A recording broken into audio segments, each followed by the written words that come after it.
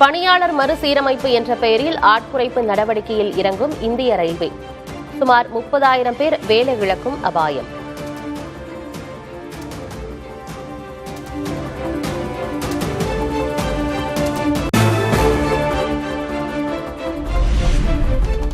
நாளை நெல்லையிலிருந்து தாம்பரத்திற்கு முன்பதிவில்லா சிறப்பு ரயில்.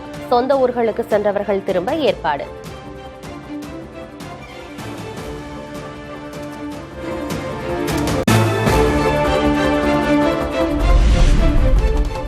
உள் தமிழக மாவட்டங்களில் அதிகபட்ச வெப்பநிலை 2 முதல் 3 டிகிரி செல்சியஸ் வரை அதிகரிக்கும். கடலோர தமிழகத்தில் அசௌகரியம் ஏற்படலாம் என வானிலை மையம் தகவல்.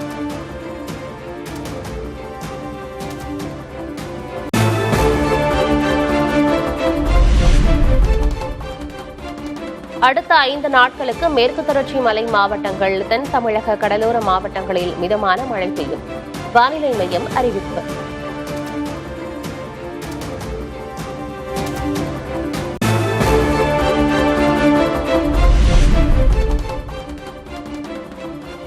கன்னியாகுமரி மாவட்டம் களியக்காவிளை, குழித்துறை உள்ளிட்ட இடங்களில் கனமழை. கோடை மழையால் தணிந்தது வெப்பம்.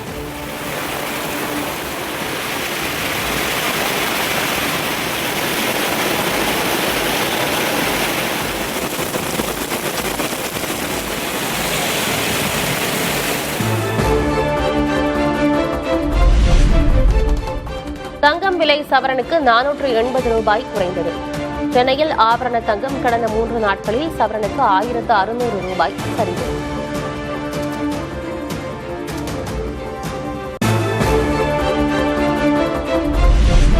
வெள்ளி விலை கிலோவுக்கு 5000 ரூபாய் குறைந்தது. சென்னையில் கடந்த 2 நாட்களில் 1 கிராம் வெள்ளி 10 ரூபாய் குறைந்து 265 ரூபாய்க்கு விற்பனை.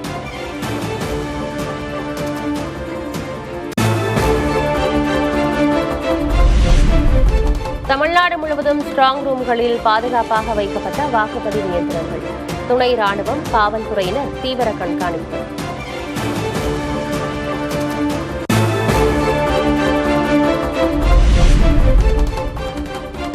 தமிழ்நாடு முழுவதும் 62 வாக்கு எண்ணும் மையங்களில் 18,000 காவல்துறையினர் பாதுகாப்பு. மே 4ஆம் தேதி வாக்குகளை எண்ணுவதற்கான ஆயத்த பணிகளில் தேர்தல் ஆணையம்.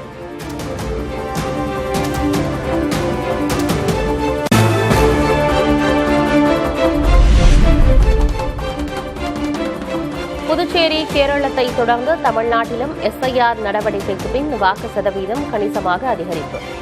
கடந்த தேர்தலில் 73.63 இருந்த வாக்குப்பதிவு விகிதம் தற்போது 85.15 உயர்வு.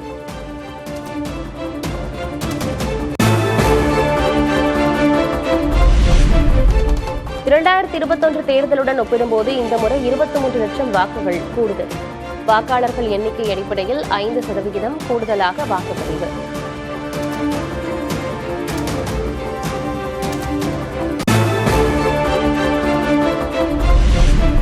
சென்னையில் கடந்த தேர்தலுடன் ஒப்பிடும்போது சுமார் 47,000 வாக்குகள் குறைவாக பதிவாகியுள்ளன. அதே சமயம் SIRக்கு பின் இந்த முறை வாக்குப்பதிவு 83.7% உயர்வு.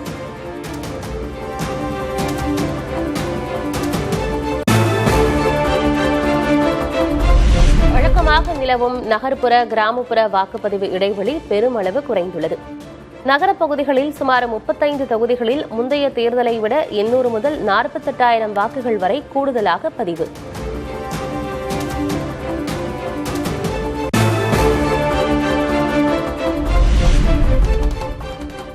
சட்டமன்ற தேர்தல் வாக்குப்பதிவு தொடர்பாக திமுக வேட்பாளர்களுடன் மு.க. ஸ்டாலின் ஆலோசனை. சென்னை மற்றும் அதனை சுற்றியுள்ள மாவட்ட வேட்பாளர்கள் பங்கேற்பு.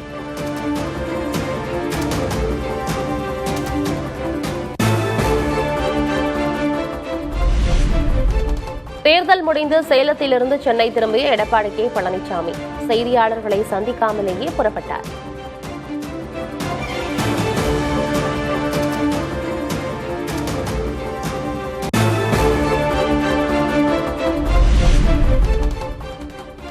சென்னையில் தவேக மூத்த தலைவர்களுடன் விஜய் அவசர ஆலோசனை. நடந்து முடிந்த சட்டமன்ற தேர்தல் விவரங்கள் உள்ளிட்டவை குறித்து கலந்துரையாடல்.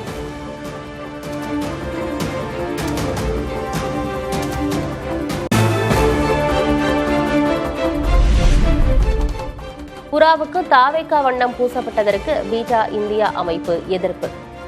அரசியலுக்கு விலங்குகள், பறவைகளை பயன்படுத்த வேண்டாம் என விஜய்க்கு கடிதம்.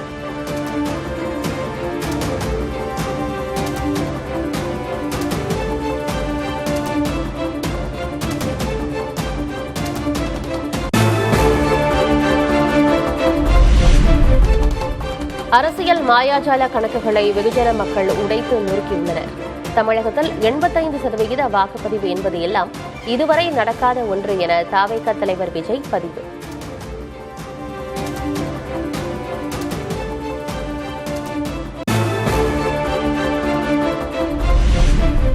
தஞ்சை மாவட்டம் பாபநாசம் தொகுதி நாதாக வேட்பாளர் மீது நடந்த தாக்குதலுக்கு சீமான் கண்டனம்.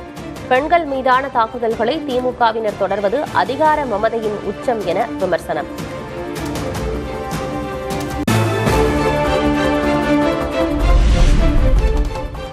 மாற்றத்திற்காக வாக்களித்த மக்களுக்கு நன்றி என பாமக தலைவர் அன்புமணி பதிவு. பாமகவினர் இந்த தேர்தலில் காட்டிய வேகமும் விவேகமும் மெய்சிலிர்க்க வைத்ததாகவும் நிகழ்ச்சி.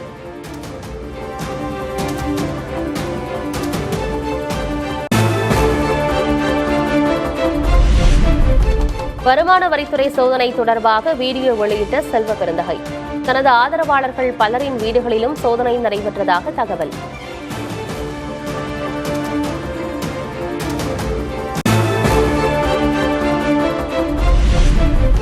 காங்கிரஸ் தேர்தல் அலுவலகம் அமைந்திருந்த திமுக நிர்வாகி வீட்டில் வருமான வரித்துறை சோதனை நடந்தது. சோதனை நடத்தவில்லை என வருமான வரித்துறை கூறியிருந்த நிலையில் செல்வ பெருந்தகை விளக்கம்.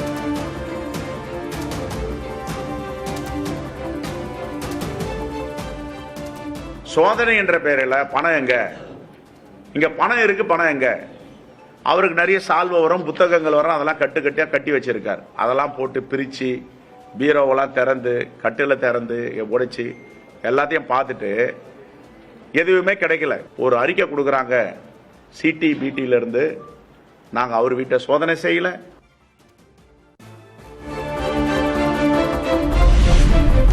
விடுதலை சிறுத்தைகள் கட்சியின் மாநில பொருளாளராக SS பாலாஜியை நியமித்தார் திருமாவளவன். தேர்தலில் போட்டியிட வாய்ப்பு வழங்கப்படாத நிலையில் கட்சியின் முதன்மை செயலராக ஆளூர் ஷா நவாஸை நியமித்து அறிவிப்பு.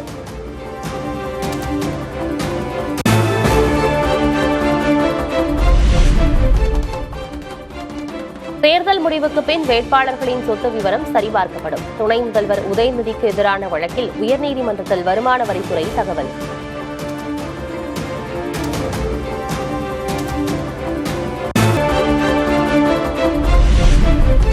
சித்திரை திருவிழாவுக்கு தயாராகும் தூங்கா நகரம்.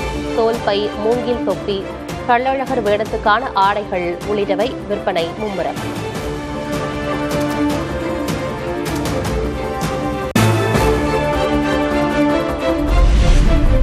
திருச்செந்தூர் முருகன் கோயிலில் சித்திரை வசந்த திருவிழா கோலாகலம். பள்ளி தெய்வானையுடன் தங்கத்தேரில் உலா வந்த ஜெயந்திநாதன்.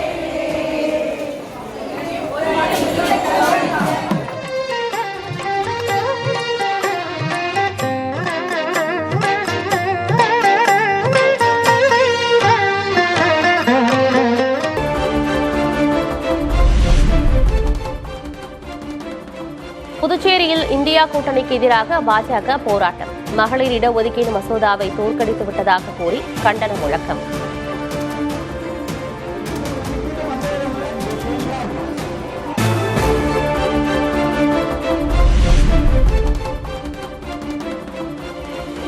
சிவகங்கையில் 5 சிறுமிகளை பாலியல் வன்கொடுமைக்கு ஆளாக்கிய வழக்கில் குற்றவாளிக்கு 5 மரண தண்டனை, 35 லட்சம் ரூபாய் அபராதமும் விதித்து சிவகங்கை போக்சோ நீதிமன்றம் தீர்ப்பு.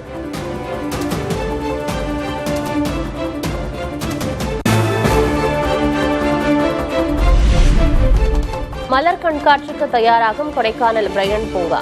பூத்து குலுங்கும் வண்ண மலர்களை கண்டு ரசிக்கும் சுற்றுலா பயணிகள்.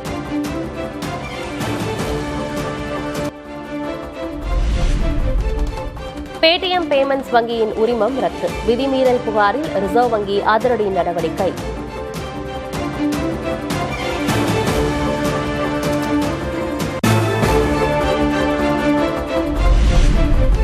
இந்திய தலைமை தேர்தல் ஆணையர் ஞானேஷ்குமாரை பதவி நீக்கம் எதிர்க்கட்சியினர் மீண்டும் தீர்மானம். 73 எம்பிக்கள் கையெழுத்திட்ட நோட்டீஸ் மாநிலங்களவை சபாநாயகரிடம் சமர்ப்பிப்பு.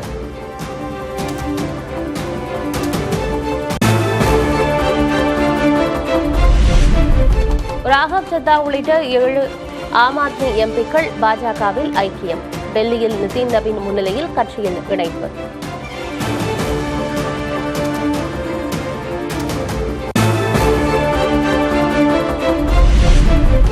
பாஜகவில் இணைந்த ஆம் ஆத்மி எம்பிக்கள் 7 பேரையும் துரோகிகள் என விமர்சித்த பஞ்சாப் முதல்வர். பஞ்சாப் மக்கள் ஒருபோதும் 7 பேரையும் மன்னிக்க மாட்டார்கள் என பகவந்த் மான் சாடல்.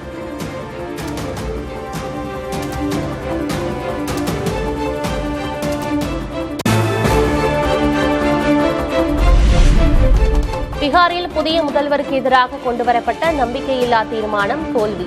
201 எம்எல்ஏக்களின் ஆதரவு பெற்று முதல்வர் பதவியை தக்க வைத்துக் கொண்டார் சாம்ராட் சௌத்ரி.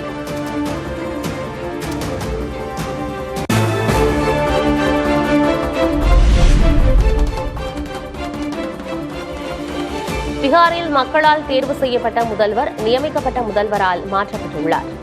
நிதிஷ்குமாரை பாஜக விழுங்கிவிட்டதாகவும் தேஜஸ்வி யாதவ் கடும் விமர்சனம்.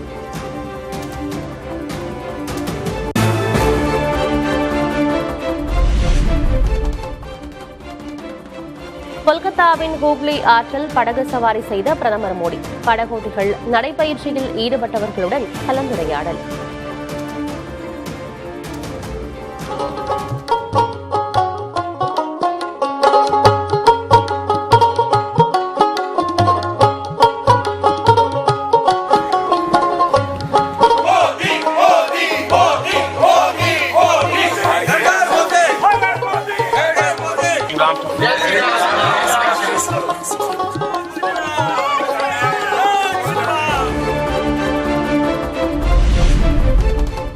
டெல்லி யமுனை ஆற்றில் நீராடிவிட்டு படகு சவாரி செய்ய முடியுமா என பிரதமர் மோடிக்கு மம்தா பானர்ஜி கேள்வி.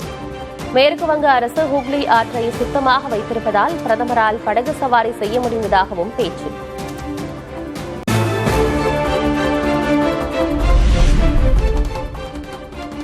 மே 4ஆம் தேதியுடன் மேற்கு வங்கத்தில் மம்தா பானர்ஜியின் ஆட்சி முடிவுக்கு வரும் என அமித்ஷா திட்டவட்டம். வன்முறை மற்றும் ஊழலற்ற புதிய வங்காளத்தை மோடியின் தலைமையில் உருவாக்குவோம் எனவும் சூளுரை.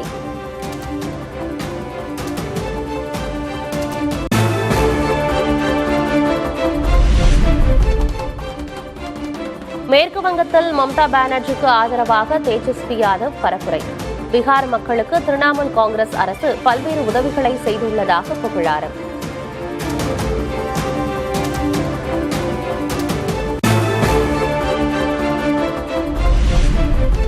பெண்களின் அதிகார பகிர்வுக்கு உள்ளாட்சி அமைப்புகளே அடித்தளம். நாடு முழுவதும் 15 லட்சம் பெண் பிரதிநிதிகள் உருவாக பஞ்சாயத்து ராஜ் காரணம் என காங்கிரஸ் பெருமிதம்.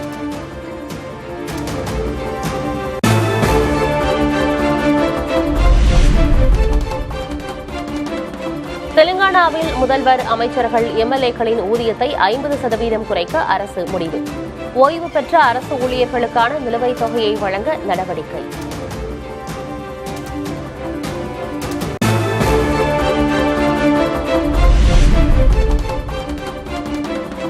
கேரளாவில் சுட்டெரிக்கும் வெயில் காரணமாக மக்கள் சுய ஊரடங்குகளை கடைபிடிக்க அம்மாநில அரசு வேண்டுகோள்.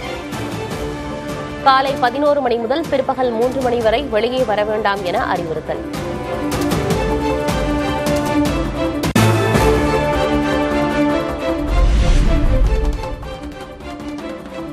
மே மாதம் முதல் எல் நினோ நிகழ்வு தொடங்க வாய்ப்பிருப்பதாக உலக வானிலை மையம் எச்சரிக்கை. பசிபிக் பெருங்கடலில் நிலவும் வெப்பநிலை மாற்றத்தால் தெற்காசியாவில் கடும் வறட்சி ஏற்படும் அபாயம்.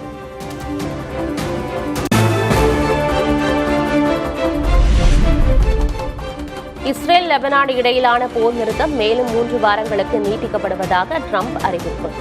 ஈரானுக்கான காலம் முடிந்து கொண்டிருப்பதாக ட்ரம்ப் எச்சரிக்கை.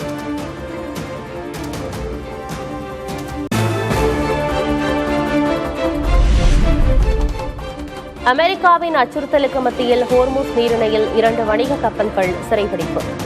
ஈரான் படைகள் கப்பல்களை சிறைபிடித்த காட்சிகளை வெளியிட்ட ஈரான் ஊடகம்.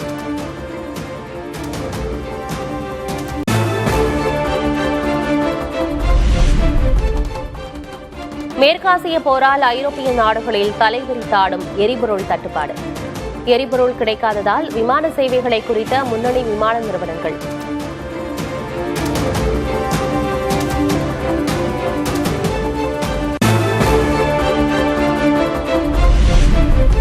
மாஸ்கோ நகரில் ரஷ்யா, சீனா பாதுகாப்புத்துறை அமைச்சர்கள் சந்திப்பு.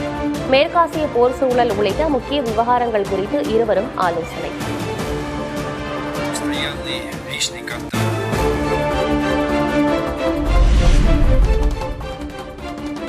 போருக்கு மத்தியில் ரஷ்யாவிலிருந்து விடுவிக்கப்பட்ட யுக்ரைன் பிணை கைதிகள்.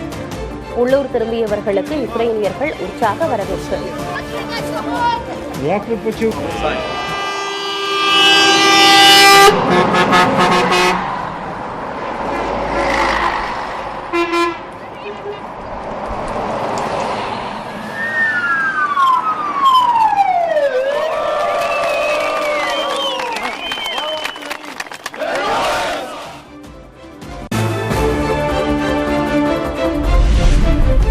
ஈரானின் உச்சத் தலைவர் முஜ்தபா காமேனி படுகாயங்களுடன் ரகசிய இடத்தில் இருப்பதாக நியூயார்க் டைம்ஸ் செய்தி.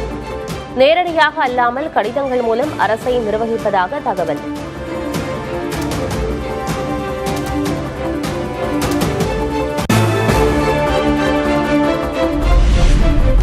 புற்றுநோய் பாதிப்பிலிருந்து மீண்டார் இஸ்ரேல் பிரதமர் நெதன்யாகு.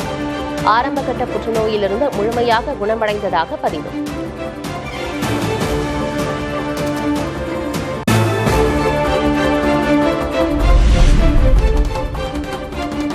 அமெரிக்காவின் வடக்கு ஒக்லஹோமா மாகாணத்தை தாக்கிய சக்தி வாய்ந்த சூறாவளியால் குறைந்தது 10 பேர் காயம்.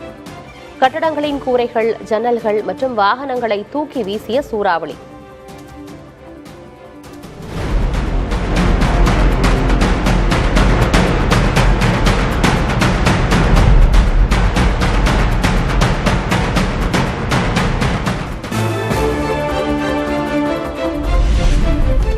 கோலியின் அதிரடி ஆட்டத்தால் வெற்றி வாகை சூடிய Royal Challengers Bengaluru. Gujarat Titans அணியை 5 விக்கெட் வித்தியாசத்தில் வீழ்த்தி அசத்தல்.